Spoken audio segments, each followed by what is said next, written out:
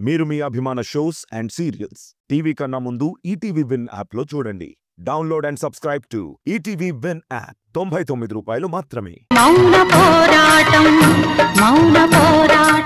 నాకెప్పటి నుంచో కోరిక బాబాయ్, ఒక పెద్ద ఇల్లు కట్టుకోవాలని. అది ఇప్పుడు తీరబోతోంది. అది బ్రతక నేర్చిన వాడి లక్షణం అంటే. నువ్వు పెద్ద ఇల్లు కట్టుకో, నేను చిన్న ఇల్లు కట్టుకుంటాను. వెంటనే వాళ్ళతో మాట్లాడి డీల్ సెట్ చేసేస్తాను. వస్తాను బాబాయ్. ఒక నిమిషం. ఏంటబ్బాయ్? ఇలారా. చెప్పు. నాకు ఒక డౌట్ ఉంది బాబాయ్. ఏంటది? మనం చేస్తుంది తప్పేమో అని మనసులో ఏదో ఒక మూల పీకుతోంది. ఏంటి? అలాంటివేం పెట్టుకోకు, నీ మనసు మార్చుకోకు. మనం బాగుపడాలంటే ఇలాంటివి తప్పవు. ఇది మనం ఒక్కలమే చేస్తున్నామా ఏంటి? ప్రతి ఒక్క కంపెనీలో ఇలాంటివి సహజం. తప్పు లేదంటావా? ఏ తప్పు లేదు. నాకు ఇంకోటి అనిపిస్తోంది బాబాయ్, కానీ చాలా బలంగా కంట్రోల్ చేసుకుంటున్నాను. అది కూడా చెప్పేసాయి, క్లియర్ చేసేస్తాను. నాకిప్పుడు చాలా బలంగా నిన్నొక్కడి పీకాలనుంది బాబాయ్. వయసులో పెద్దోడువని కొట్టడం బాగోదని చాలా కంట్రోల్ చేసుకుంటున్నాను. అబ్బాయ్ ఛీ, నన్ను అలా పిలవకు. ఎన్నో ఏళ్లుగా ఈ కంపెనీలో పనిచేస్తున్నావు. నీ కుటుంబం బతకడానికి కారణం ఈ కంపెనీయే. అలాంటి కంపెనీని మోసం చేయాలని చూస్తున్నావా? మనకు అన్నం పెట్టే కంపెనీ అమ్మలాంటిది. ఇలాంటి పనులు చేస్తే అమ్మ పాలు తాగి రొమ్మ మీద గుద్దినట్టవదా? నీకు మంచి జీతం ఇస్తున్నారు, ఏ అవసరం వచ్చినా ఆదుకుంటున్నారు. అయినా ఇలాంటి పని చేయడానికి నీకు మనసెలా వచ్చింది బాబాయ్? నువ్వు కరప్ట్ అయిందే కాకుండా నన్ను కూడా కరప్ట్ చేయాలని చూస్తున్నావు. అసలు నువ్వు తినే తిండి ఎలా నోట్లో పెట్టుకోబుద్దవుతోంది? తింటున్న ప్రతి మెతుకు నీకేం చెప్పదా? రేయ్, ఇది పాపపు కూడ్రా అని నాకు చెప్తుంది బాబాయ్.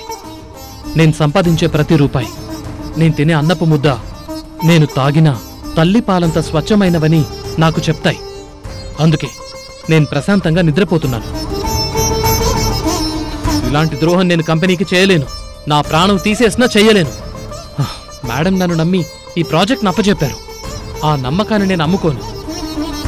ఈ ప్రాజెక్ట్ 100 సంవత్సరాలైనా చెక్కు చెదరకుండా స్ట్రాంగ్గా ఉండేలా కట్టాలని మేడం నాకు చెప్పారు.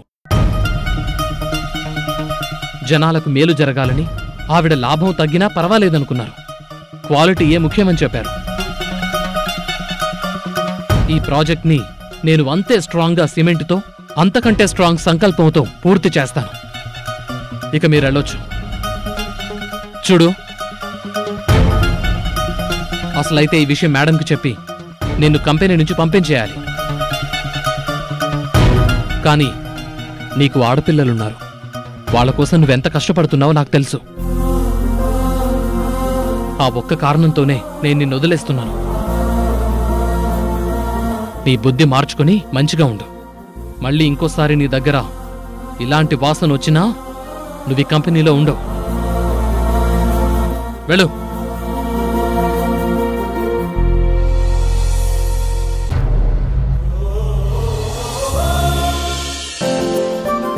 ఆహాహా, మేడం, మీరెందుకు నన్ను ఇలా చేయమని చెప్పారో తెలీదు గాని మీరు చెప్పినట్టే చరణ్ దగ్గరికి వెళ్ళి మాట్లాడాను. ముందు ఒప్పుకున్నట్టే ఒప్పుకున్నాడు. నేను చరణ్లో ఇంకో మనిషి ఉన్నాడు కదా అని హడలిపోయాను. కానీ తర్వాత పిలిచి తిడుతుంటే నాకు లోపల చాలా ఆనందం అనిపించింది మేడం. ఇంత నికార్సైన మనిషి ఈ రోజుల్లో ఎక్కడుంటాడా అనిపించింది. ఆహాహా, ఏం క్యారెక్టరు, ఏం క్యారెక్టరు. నిజం మేడం. మీరెందుకు అతన్ని టెస్ట్ చేయమన్నారో నాకు తెలీదు. ఏదైనా ప్రాజెక్ట్ ఇస్తారో, ఇంకేదైనా పెద్ద పోస్ట్ ఇస్తారో, లేక ఏకంగా కంపెనీ డైరెక్టర్స్ లో ఒకరిగా చేద్దామనుకుంటున్నారో నాకు తెలియదు మేడం.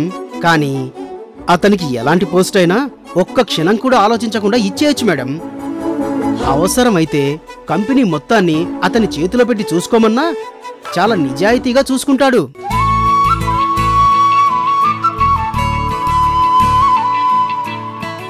అంటే మాట వరుస కన్నాను మేడం.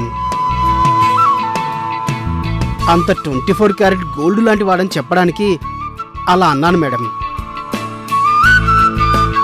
తప్పైతే క్షమించండి. అతను నిజంగానే గోల్డ్ మేడం.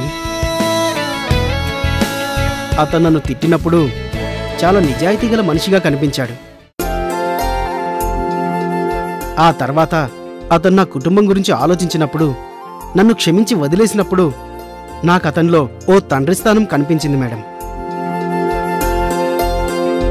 మొత్తం మీద అతనిలో ఓ పరిపూర్ణమైన మనిషి ఉన్నాడు మేడం. కానీ మేడం, నాకు భయం ఉంది మేడం. ఏంటది?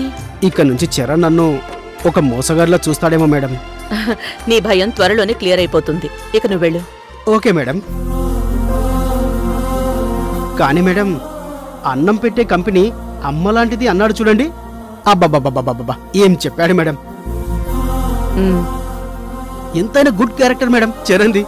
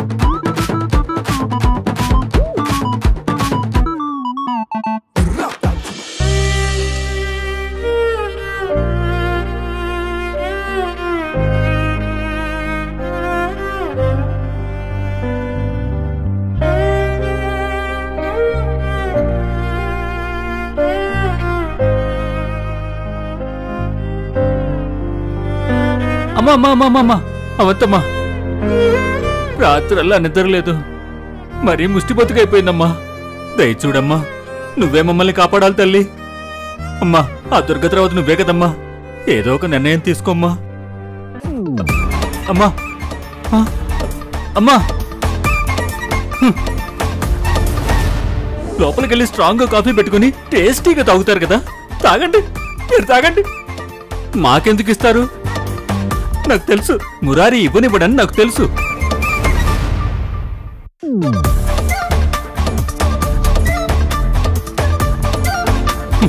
ఇదొకటి, నన్ను ముష్టోణ్ణి చేసేసి మహారాణిలా నిద్రపోతుంది.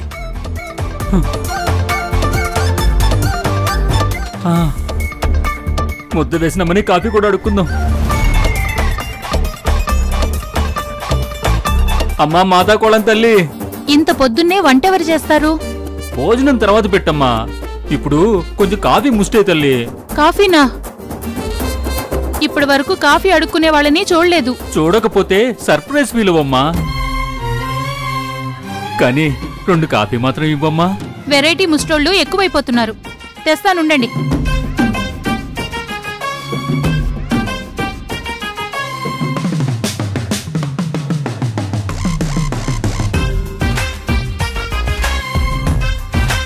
ఇదిగో తీసుకోండి. థ్యాంక్ యూ తల్లి, థ్యాంక్ యూ. నమస్కారం. పొద్దు పొద్దునే ఏంటో ఇది నాకు.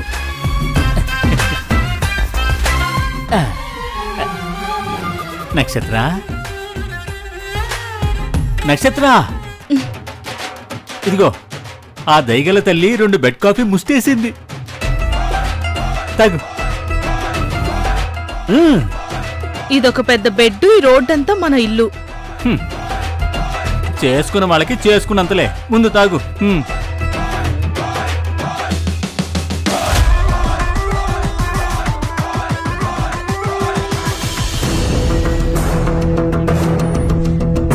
వదినా, వదినా. ఏంటి మురారి? వదినా, నాకు కొంచెం కాఫీ ఇవ్వవా? మురారి, ఇదేం బాలేదు. ఏంటి వదినా? పాపం వాళ్ళు కాఫీ కూడా అడుక్కోవాల్సిన పరిస్థితి వచ్చింది.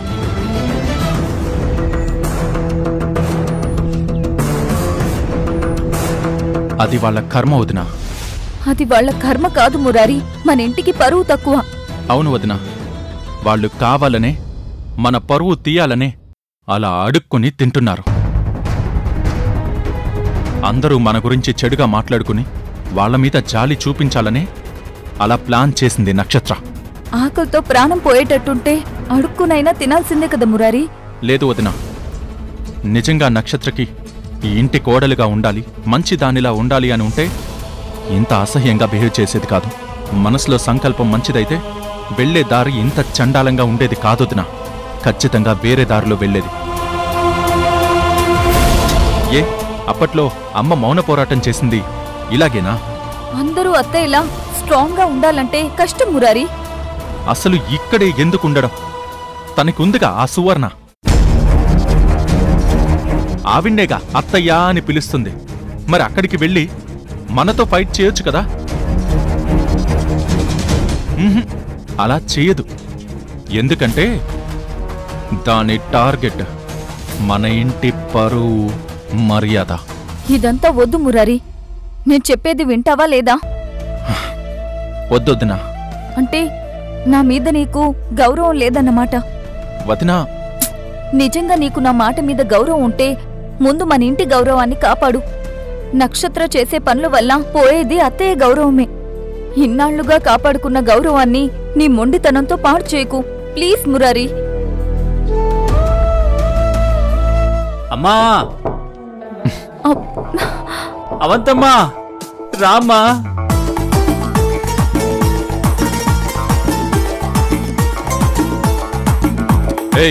ఏంటి? ఏం లేదు, ఎదురింటి కాంతమ్మ గారు కాఫీ ఇచ్చారు. దాంతో కడుపు కదిలింది. కొంచెం ఇబ్బందిగా ఉంది. ఎదురింటికెళ్ళి అడిగితే కొడతారేమో అనిపించింది. రోడ్డు మీద కొంచెం కష్టం. మీరు కొంచెం బ్రేక్ ఇస్తే అలా లోపలికెళ్ళి. నువ్విప్పుడు కడుపు ఖాళీ చేయకపోతే ఎవ్వడికి వచ్చిన నష్టం లేదు. అలా అనుకో మురారి, నష్టం, బాగా నష్టం. అప్పట్లో జపాన్ మీద అణుబాంబు పడినంత నష్టం జరుగుతుంది.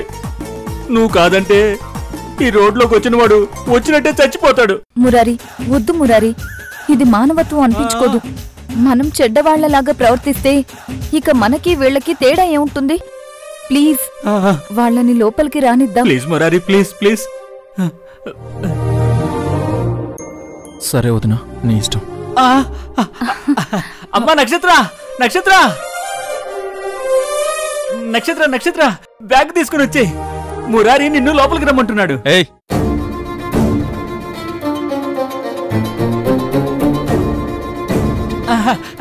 అలాగే అవంతి రమ్మంటుంది. నువ్వు లే మా, త్వరగా లే.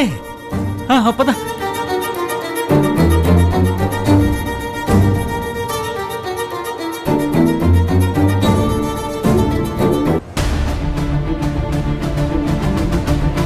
అమ్మా నక్షత్ర, అత్తారింట్లోకి కుడికాలు పెట్టి లోపలికెళ్ళమ్మా. ఏం అక్కర్లేదు. కుడికాలు పెట్టి రావడానికి తనేమీ ఇంటి కోడలిగా రావట్లేదు. ఏదో స్నానం చేసిపోవడానికి మాత్రమే వస్తుంది. ఏ కాలు పెట్టినా నాకేం పట్టింపు లేదు. కరెక్ట్గా చెప్పావురా. నీ నాశనం చూడాలంటే కుడికాలు కాదు ఎడమ కాలే పెట్టాలని నువ్వే చెప్పావు.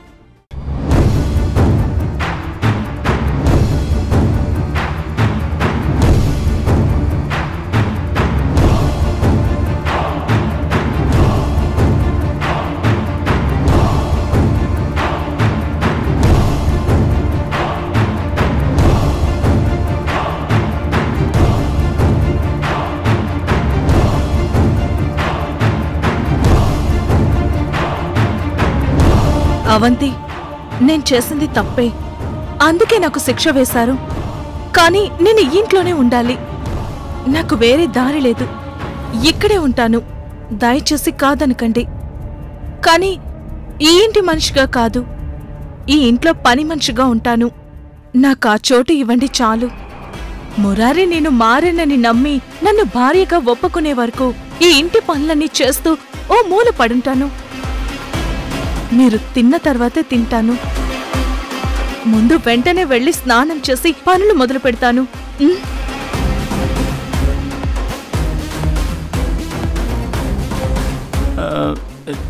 నేను కూడా ఫ్రెష్ అయిపోతాను.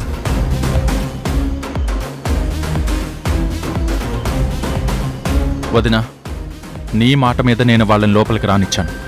ఇప్పుడు నక్షత్ర కానీ ఏదన్నా తేడాగా చేసిందో అది కాదు, నేనే ఇంట్లోంచి వెళ్ళిపోతాను.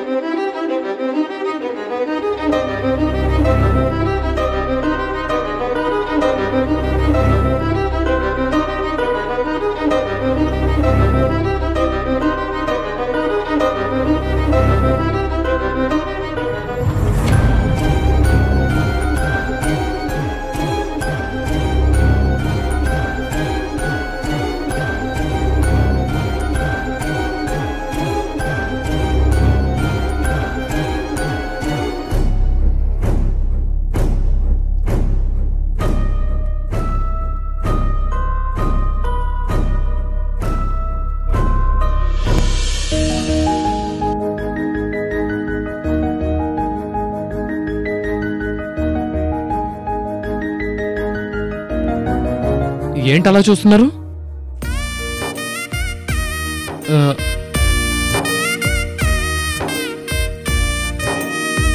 ఏంటంటే మాట్లాడరు ఏంటి? నేనేం చేయలేదు. తినేస్తారా ఏంటి? Happy birthday.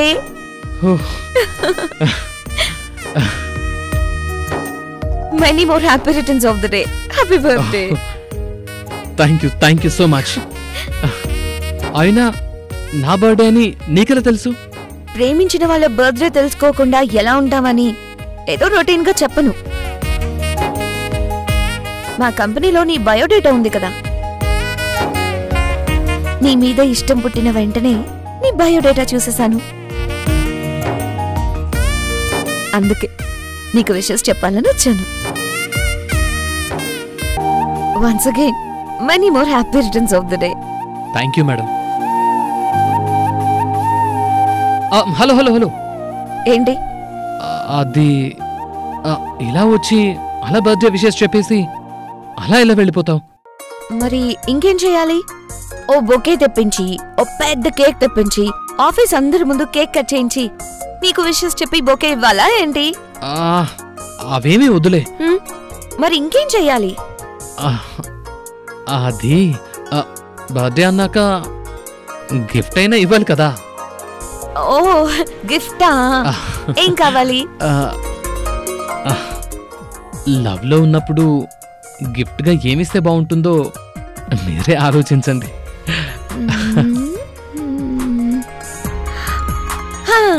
Big teddy bear?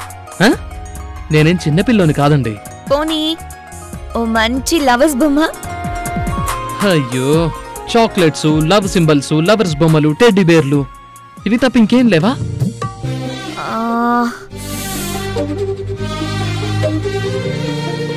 ఏదో కావాలని చెప్పే బదులు ఇది కావాలి అని చెప్పొచ్చు కదా.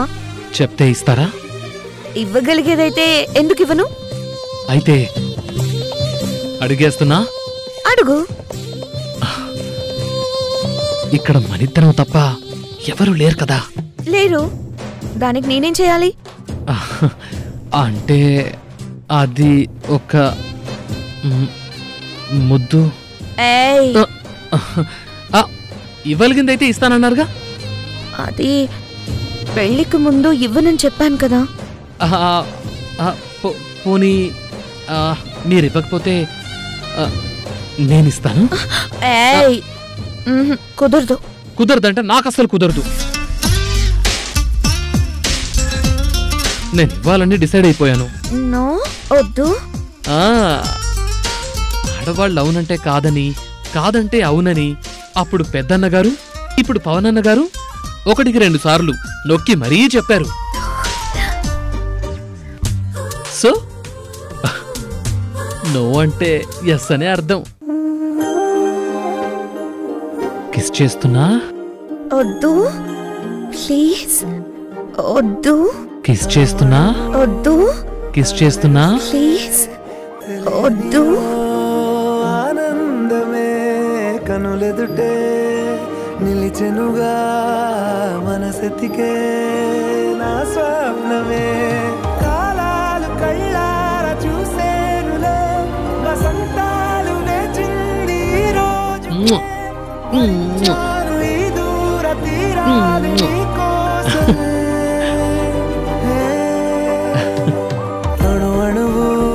ఏం చేసావు? పెట్టేశాను. లేదుగా.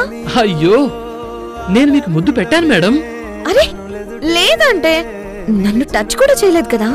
కావాలంటే చూడండి.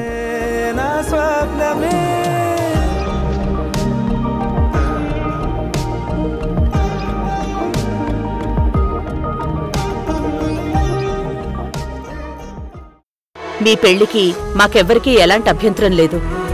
కాని ఆ ఇంట్లో ఉన్న పరిస్థితుల వల్ల జానకి ఒక కోరిక కోరుతోంది. అది కండిషన్ అనుకో, ఇంకేమైనా అనుకో, కానీ అది తప్పకుండా జరిగి తీరాలి. ఏంటో చెప్పండి మేడం. పెళ్ళయ్యాక నువ్వా ఇంటికి ఇల్లరికం రావాలి.